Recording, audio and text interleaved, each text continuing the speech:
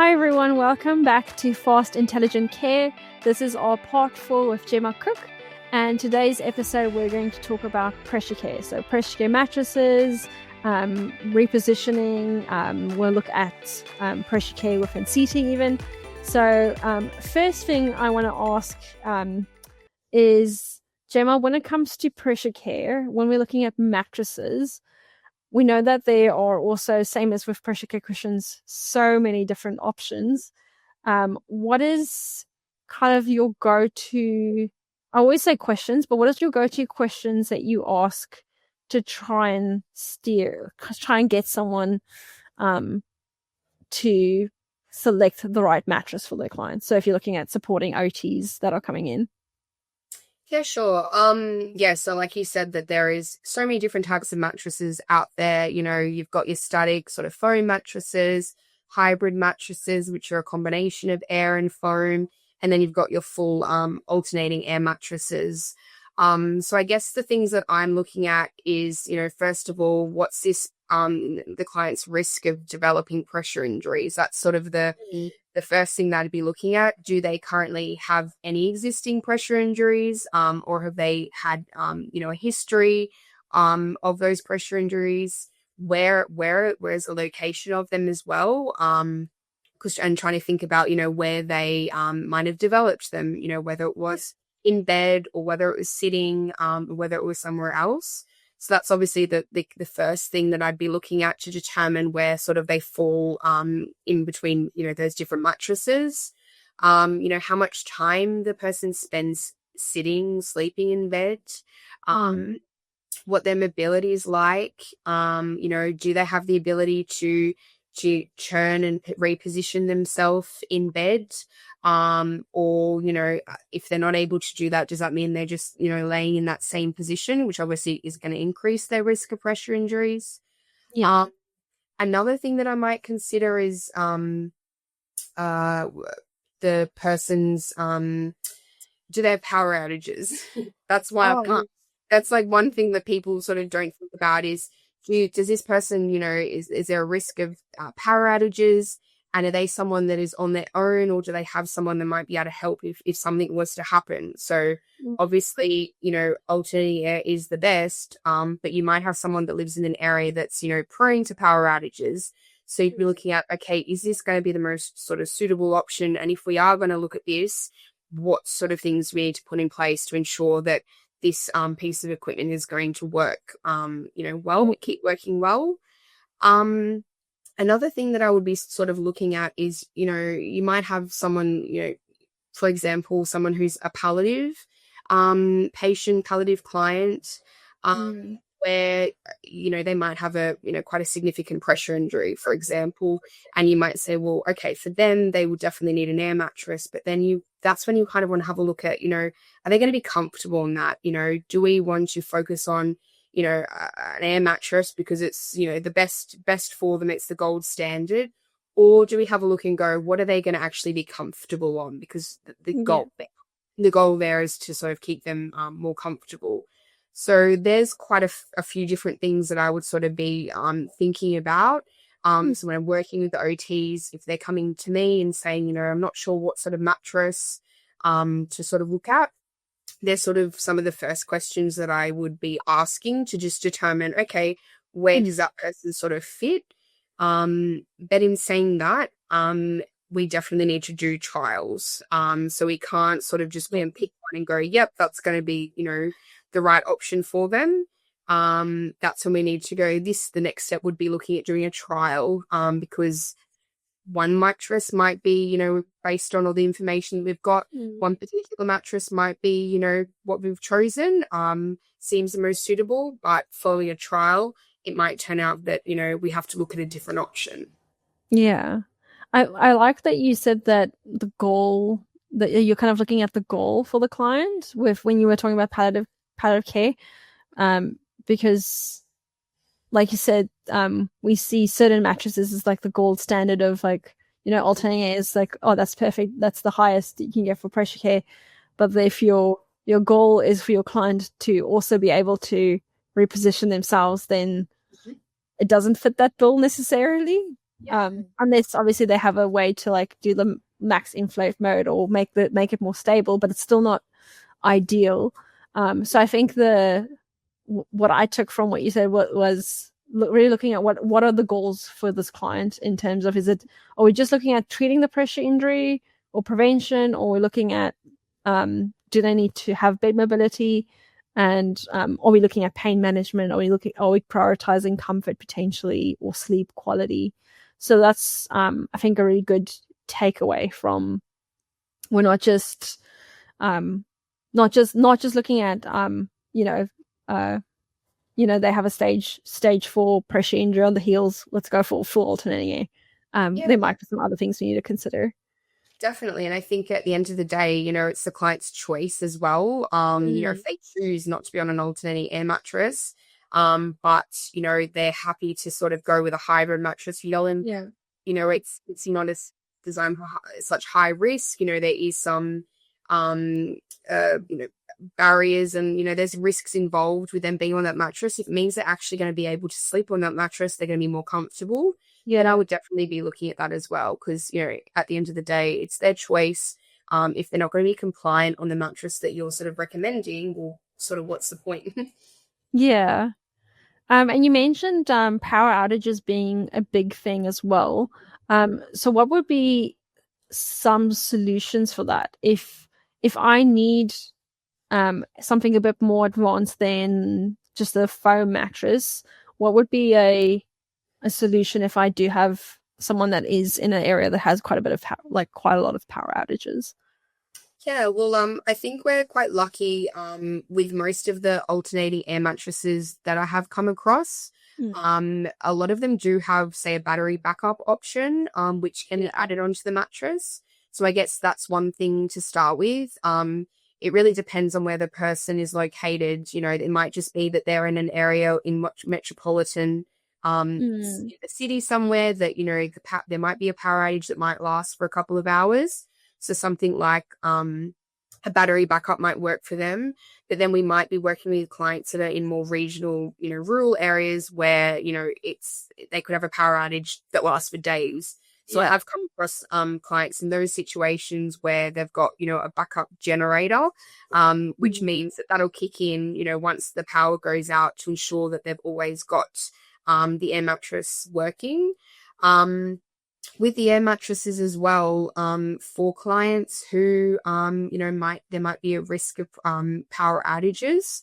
It won't hurt, with it having some foam, whether it's a foam mattress or some sort of overlay, a layer sort of underneath. That way, if something to happen to the mattress, they're not at risk of bottoming out. And then I guess, for some people, it might just not be feasible having a powered mattress at all. So, there is options of hybrid mattresses, your reactive sort of hybrid that are non-powered. So you're still getting, there's a combination of that air and foam. It's obviously not as good as, wouldn't say it's the best compared to your full alternating or your powered sort of hybrid mattresses, but they're obviously they can get some sort of, offloading. So maybe looking at a non-powered option. So looking at those things before you would jump right into, like, say, just a foam mattress, especially when, the client does have existing pressure injuries. But in saying that, it's important that they are repositioning as well. So not just laying in that same position, offloading from the pressure injury area as much as possible. It might be using, positioning aids to help with that as well. So that's definitely important. Yeah, that's actually a good point. Is almost those sleep positioning cushions and stuff like that as well. Yeah, so many different types that are out there, or people sort of make their own nearly. Like I've seen, quite a lot of different things out there. Whatever sort of works with the client, I guess, works for them. Yeah, that's really good. And I think with something that I sometimes look at when it comes to power outages, like you mentioned, the hybrid, is actually opening up the mattress and looking at if there's foam inside the air cells, because then I know if the air cells are not inflated, at least there's they're not air cells that are completely deflated. There's foam there that's still going to be supportive. So that's, I have a affinity for the hybrids because of that. Yeah. But like you said, if you have someone that needs to treat the pressure injury, we do really want to have the ability to add that pump on, or have that alternating air added on to it, that hybrid. Okay, so do you feel like there's any misconceptions when it comes to pressure care mattresses? Anything that kind of myths or stuff that you kind of hear, and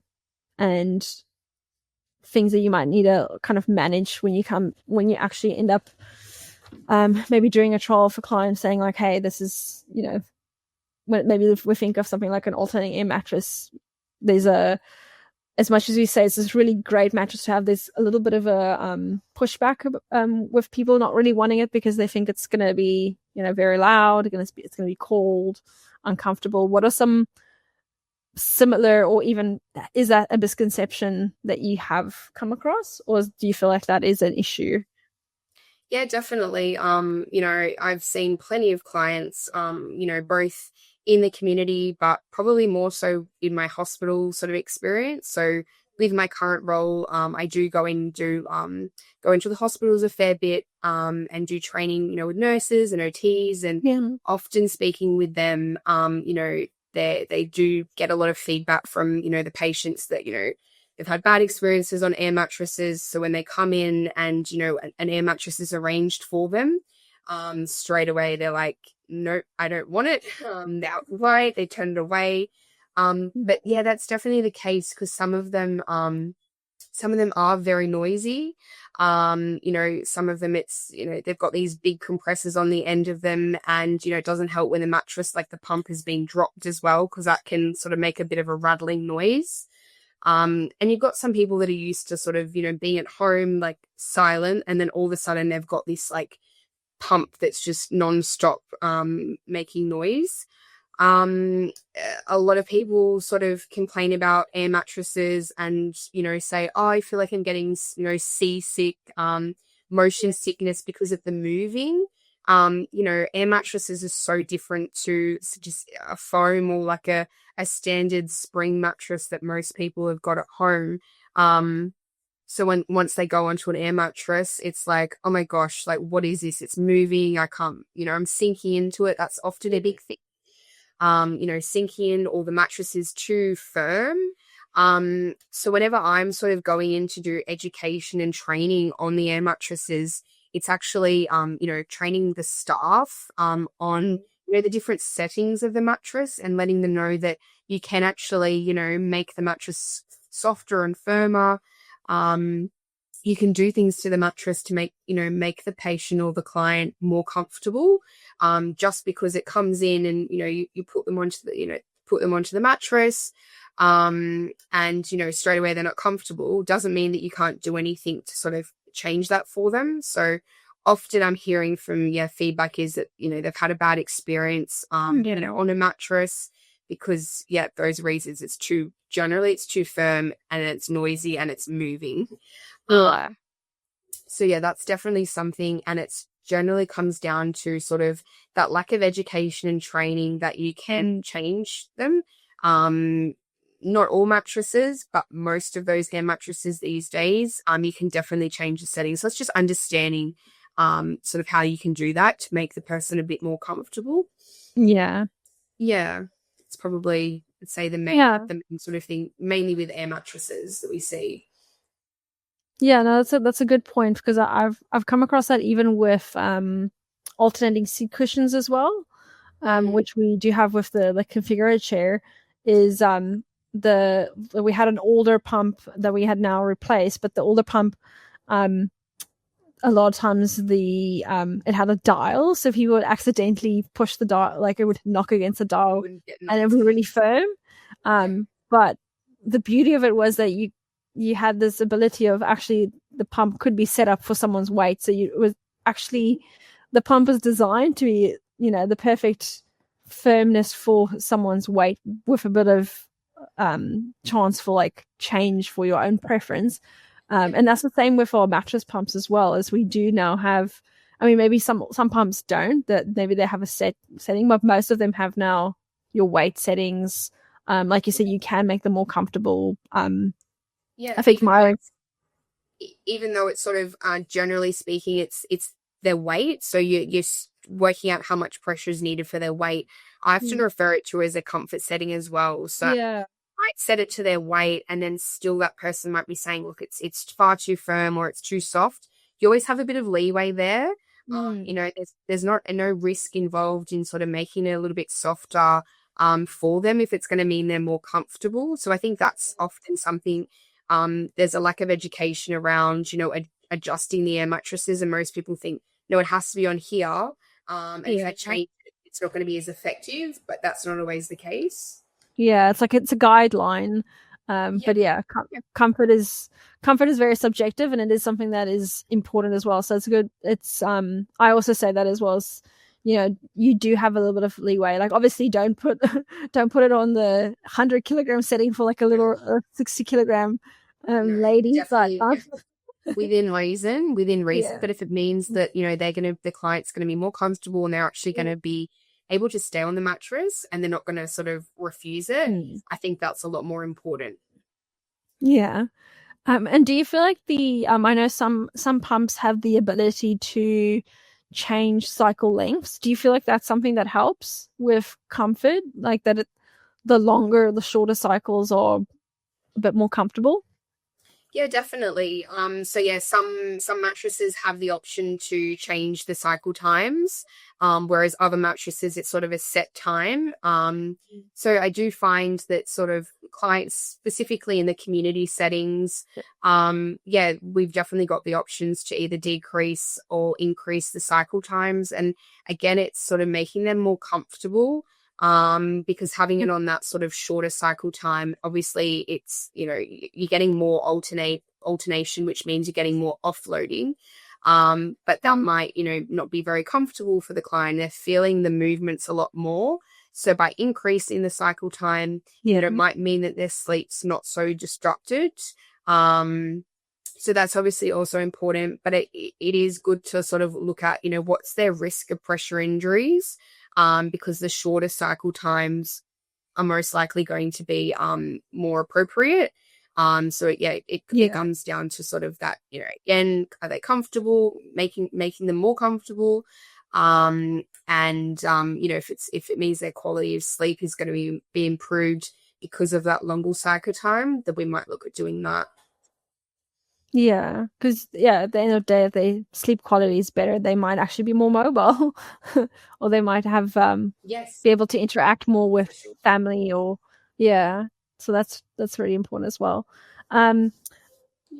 We'll close off our interview, but I do want to ask if you have any advice for OTs wanting to build their confidence in assistive tech prescription. Doesn't have to necessarily just be pressure care, but anything that you would advise, whether it's, you know, things that you've used yourself or things that you, because as a clinical educator as well, things that you can offer as well. Any advice that you would give? Yeah, definitely. Definitely. Yeah, when I first got into the community space, I knew very little about equipment. I'd come from working in a hospital, and it was like over toilet aids, shower chairs, and like maybe some like small ADL sort of equipment. So I didn't really know much. I was sort of thrown into it. And I think, in the community space, you learn about what equipment there is out there very quickly, because you're seeing so many different clients with so many different from so many different backgrounds, different needs. And like for me, I was like sort of like, whoa, I was researching, you know, all the different types of equipment, trying to find what's going to be best for my clients.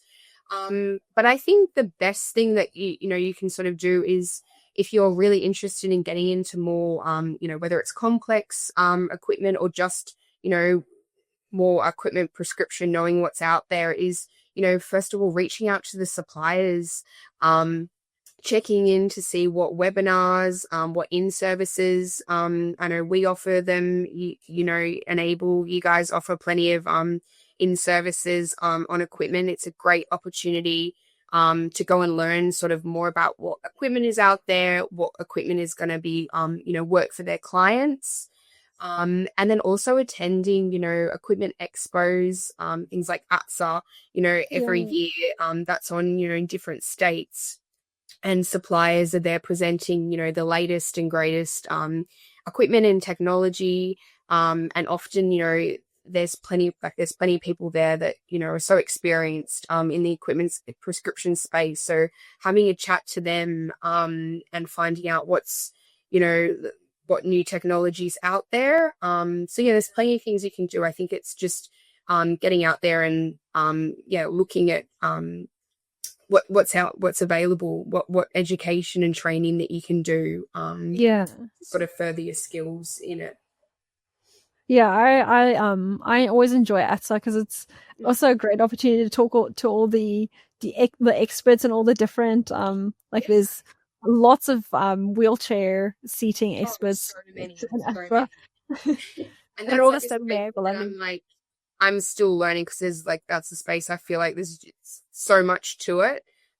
There's so many experienced people out there. So I never feel like I have to have all the answers. As soon as someone comes to me and I feel like it's a bit more out of my scope and it's not sort of an area that I feel like I can really help them with.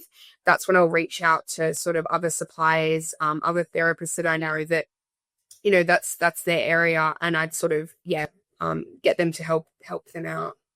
Yeah. And I think it's important for OTs to realize it's okay, we don't need to know everything because there is so much. There's so much equipment, there's so many different conditions, there's and one scenario for clients not going to be exactly the same with another. So and that's why we do CPD. We need to continuously, as new evidence, new equipment, everything comes out, we need to just keep up to date. And just try and I guess know where to access that information is the more important part. Yeah. There's so many resources out there, and like I said, there's always in-service and webinars happening, whether it's in person or online. Check out your local suppliers, and I'm sure they'll be able to, put you in touch as well with what's happening. But definitely I find you don't need to know everything. As OTs, I feel like there's a lot of pressure when people come to you. They expect you to just know everything. And that's not always the case. So if it's something that you're sort of not super comfortable, you're not confident in, there's definitely plenty of people you can reach out to that can sort of steer you in the right direction. Yes. Thank you so much, Jemma. I hope you have a lovely rest of your day, and thanks for being here for our chat. I know a lot of OTs will find this very helpful.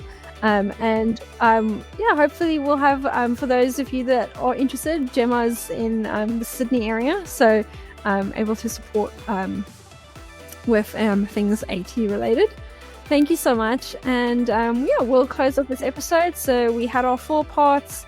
We did seating, manual handling, bed prescription, and mattresses or pressure care. Thanks, Jemma. Thank you.